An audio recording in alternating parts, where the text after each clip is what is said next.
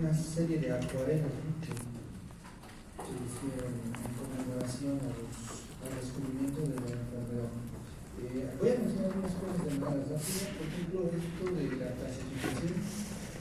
Ustedes ya saben, hay dos especies de parásitos que pertenecen a esta familia. Uno de ellos es Leishmania, que se va a estudiar más adelante, y el otro que correspondería a Trypanosoma. De Trypanosoma tenemos tres especies.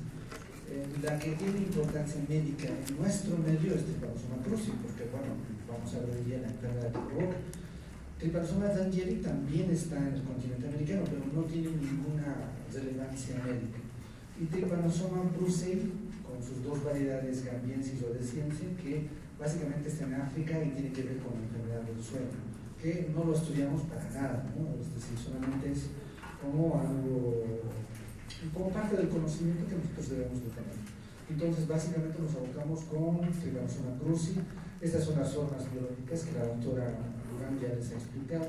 No voy a mencionar nada de esto porque ya habló la doctora.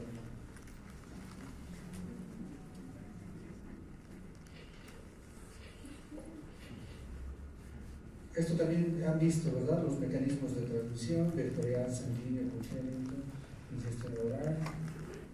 Todo esto ya han visto, ¿verdad? Los ciclos de transmisión, los patrones, los desenvolvios, ya conocen. Y a partir de aquí, otra vez, este es el ciclo biológico, entonces para ir rememorando algunas cosas. Lo que vamos a ver ahora es la clínica.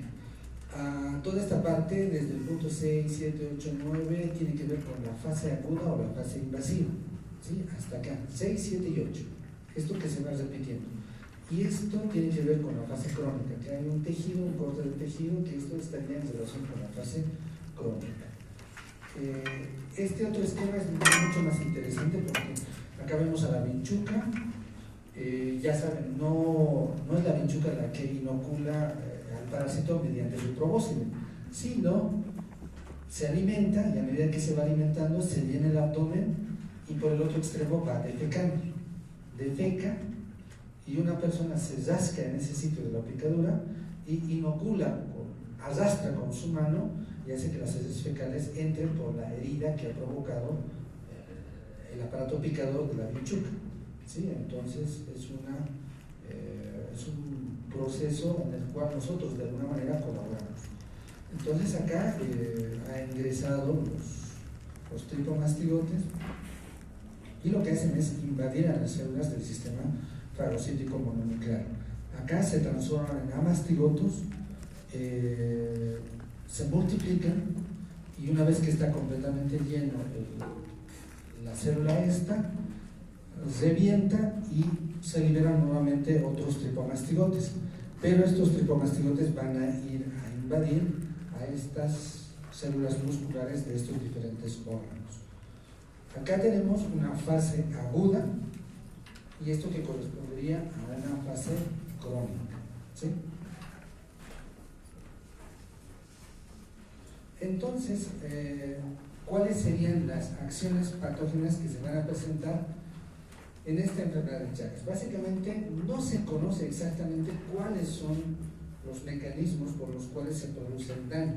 Sí, estas son teorías que involucran de pronto y indican de que puede haber una acción patógena de tipo proinflamatorio, porque en el sitio en el cual han entrado estas formas parasitarias se va a producir la muerte de las células, ¿sí? Se va a desencadenar un proceso inflamatorio. Por otra parte, los parásitos van a producir una serie de toxinas que se liberan en esos sitios, y esto ocurre mucho más en la fase crónica, lo cual también contribuiría a que ocurran lesiones en estos sitios donde van a estar parasitando las formas parasitarias. Y finalmente habría una teoría autoinmune, es decir, el sistema inmune cuando funciona va a matar esos parásitos, y cuando esos parásitos mueren, las partes de ese parásito se quedan pegadas en células aledañas, ¿sí? De pronto esos restos de parásitos muertos marcan a las células normales como que estuvieran afectadas.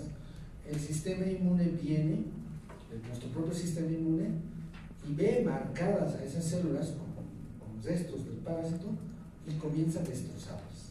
¿Sí? Por eso es una teoría de la respuesta autoinmune, que de pronto nuestro propio organismo de alguna manera contribuye con las lesiones que van a aparecer en estos diferentes órganos donde van a estar los parásitos. Entonces, las manifestaciones clínicas las podríamos dividir en tres grupos.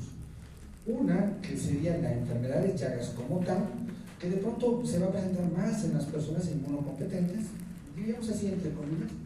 Otro, que va a ser el Chagas congénito, cuando una mujer gestante tiene Chagas y transmite el producto de la fecundación. Y el tercer grupo vendría a ser la enfermedad de Chagas en inmunocomprometidos, caso pacientes o personas con VIH-Sida. Entonces vamos a empezar por el primero, la enfermedad de Chagas. Entonces ahí, en este esquema, pueden ver cómo más o menos lo he tratado de organizar en base a las teóricas del doctor Martínez. Podríamos decir que la enfermedad de Chagas se clasifica o se divide en dos grupos grandes, ¿sí? Esos dos grupos serían uno, la fase aguda, y el otro, la fase crónica. La fase aguda está en directa relación con la fase invasiva. Es decir, ¿recuerdan el ciclo biológico? Cuando ha ingresado, cuando las heces fecales han sido arrastradas a la herida, se ha producido el ingreso de los tripomastigotes metacíclicos, ¿sí? Han entrado ahí y lo primero que hacen estos tripomastigotes es, como su nombre indica, fase invasiva. Lo que tratan de hacer es multiplicarse lo más que puedan, ¿sí? Dividirse lo más que puedan. Por eso es fase invasiva y por eso es un cuadro agudo. Esta fase aguda no dura toda la vida, ¿sí? Tiene un tiempo de duración que está ahí arriba, de 4 días a 2 semanas. Es el tiempo en que dura la fase aguda o la fase invasiva, donde ha entrado parásito y se está multiplicando lo más rápido. Esta fase aguda se puede dividir en dos: uno que es asintomático y el otro que es sintomático. ¿Sí? La fase aguda, esa fase invasiva, se divide en dos: asintomático y sintomático. Asintomático, como su nombre lo indica, no tiene ninguna sintomatología. La mayoría de los pacientes, la mayoría de las personas en esta fase aguda pueden estar en esta condición, es decir, asintomático. Hay un porcentaje de 1 a 2% que son sintomáticos en fase aguda. ¿Qué significa? Que cerca del 98% son asintomáticos, que no tienen ninguna sintomatología. Este grupo, este pequeño grupo de 1 a 2%, puede desarrollar manifestaciones clínicas, ya sea formas leves o formas graves, ¿sí? De sintomatología. Ahí está marcado de verde dos cosas, dice signo de Romaña y chagoma de inoculación.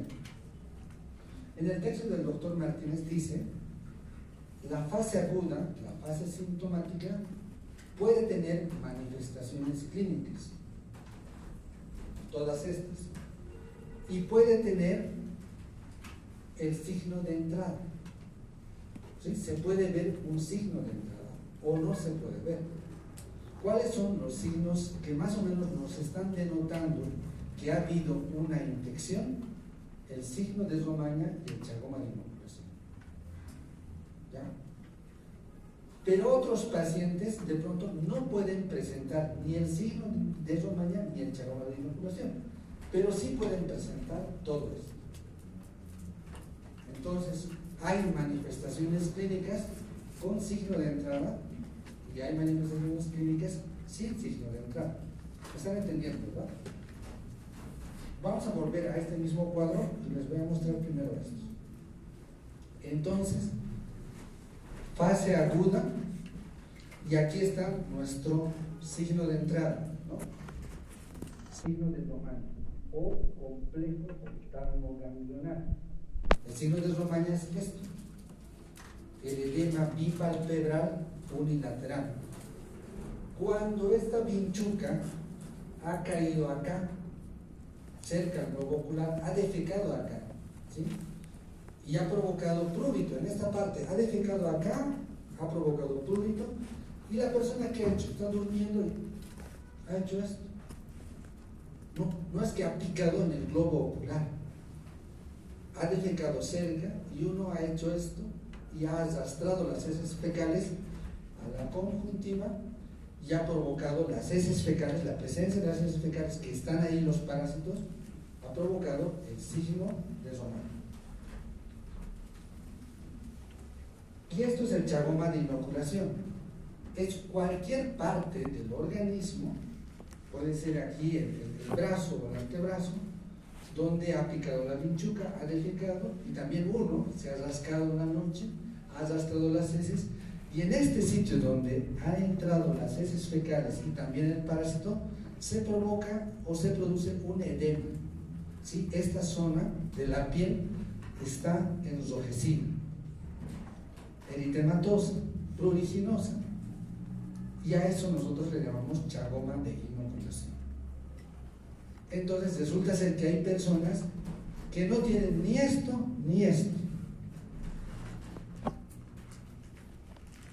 pero sí tienen fiebre, malestar general, mialgias, la poliadenopatía, puede haber hepatomegalia, insuficiencia respiratoria durante 6 a 8 semanas que puede durar esta fase aguda.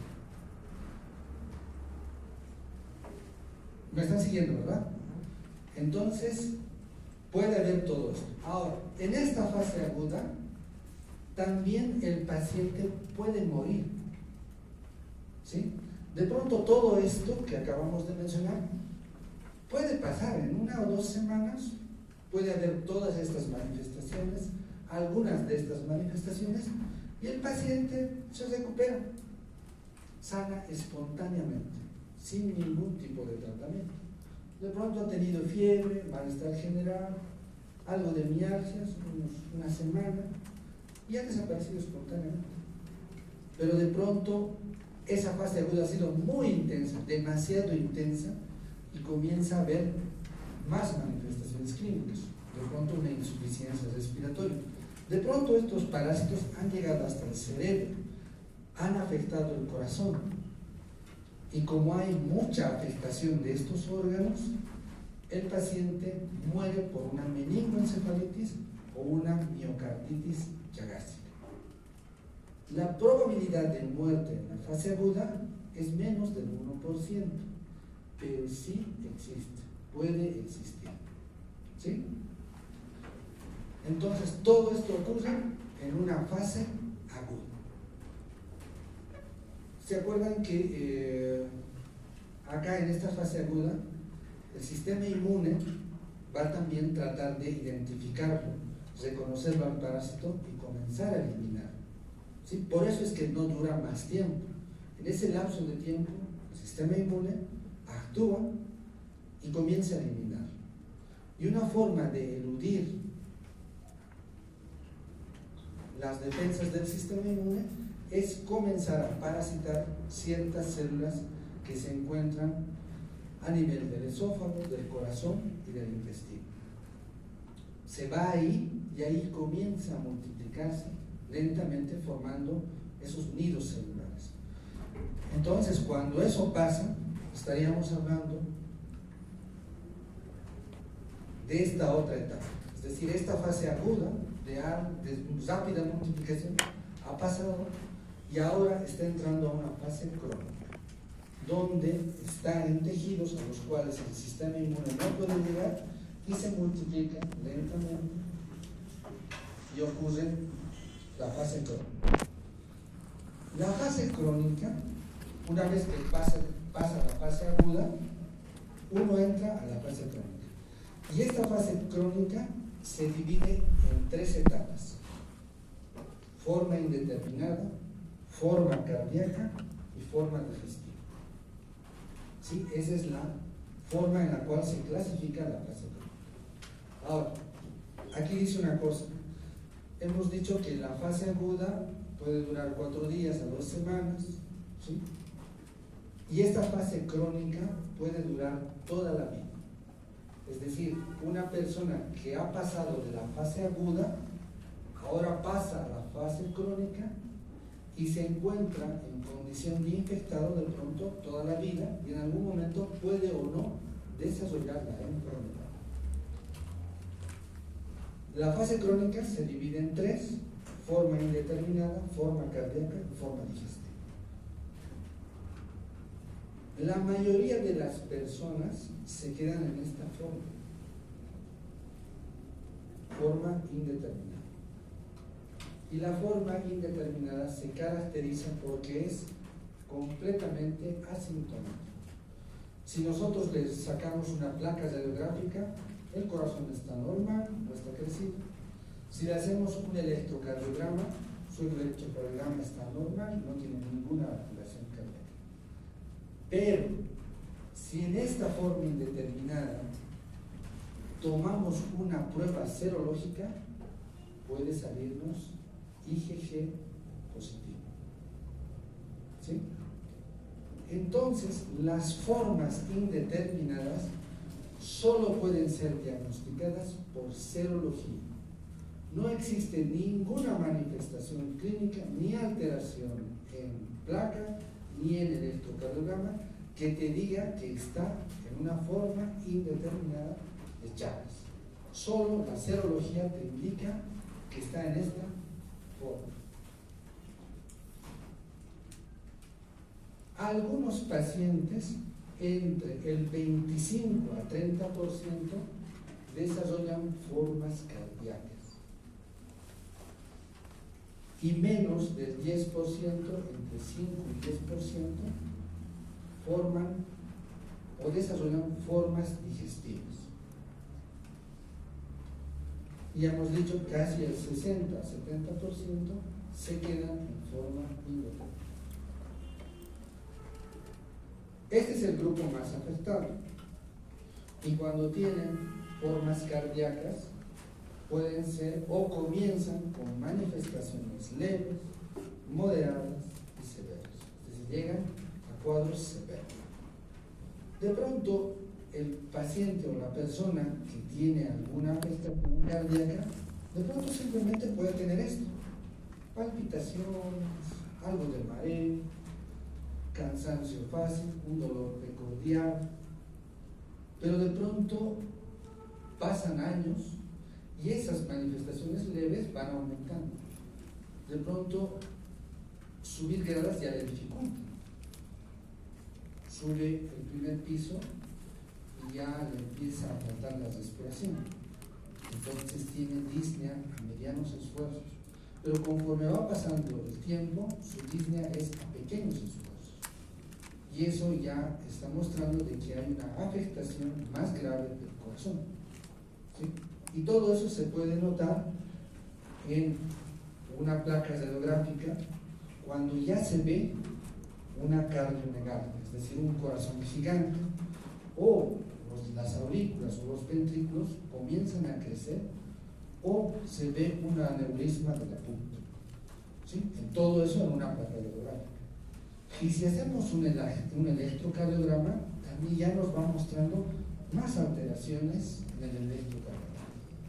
Entonces ya hay una correlación muy vistosa, muy notoria entre la clínica y el daño que está ocurriendo en este paciente por la presencia del parásito en las células musculares, en las células cardíacas y en las células del sistema nervioso, ¿sí? En las fibras que regulan esto, ¿no? Desde el corazón se abre y se cierra. Lo mismo va a pasar cuando afecta algunas estructuras del sistema digestivo. Generalmente dos son los órganos afectados: el esófago y el colon. Entre el esófago y el colon, ¿cuál de estos es más afectado? Es el colon. Casi es muy raros casos reportados de megaesófago, 1% apenas, ¿sí? En estos órganos también se ve afectada la motilidad, porque estos parásitos van a afectar los plexos de Auerbach y van a alterar la motilidad, es decir, estos movimientos que hace el intestino para hacer que el bolo alimenticio avance, se ven alterados, y como se acumula el bolo alimenticio ahí, estas estructuras comienzan a dilatarse mucho más. ¿Hasta ahí está comprendido? Si hay algo que quieren que se repita, me dicen, ¿sí? Lo que hemos visto hace ratito ahora es lo mismo, pero presentado de otra manera. Entonces acá ven etapas de la enfermedad, hemos dicho etapa aguda, y la fase aguda y la fase crónica. Ahí arriba se ve una curva, ¿no? Y vean que esa curva está ascendiendo, y ahí está la foto de un tricomastigote. De pronto un tricomastigote sanguícola, ¿sí? Y luego se baja, ¿no? En una serie de curvitas. Y ahí esa línea que está apareciendo ahí dice umbral de detección por microscopía, ¿no? Entonces, en la fase aguda hay una característica muy importante. Hemos dicho que el parásito se multiplica lo más que puede. En esa fase aguda tenemos una alta concentración de parásitos. Pero cuando pasa a la fase crónica, la concentración de parásitos ya no es la misma. Vean ahí que está por debajo del umbral de detección por microscopía.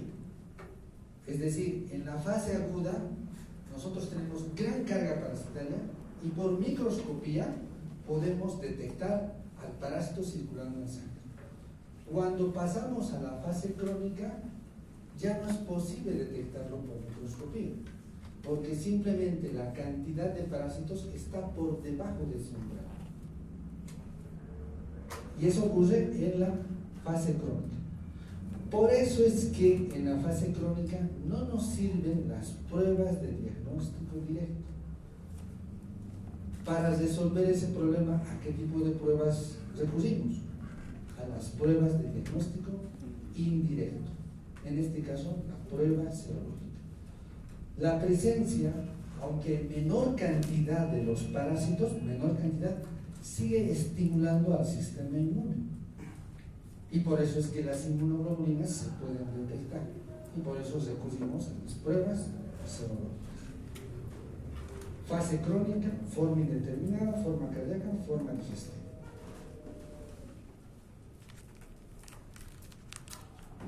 Ahí pueden ver el chagoma de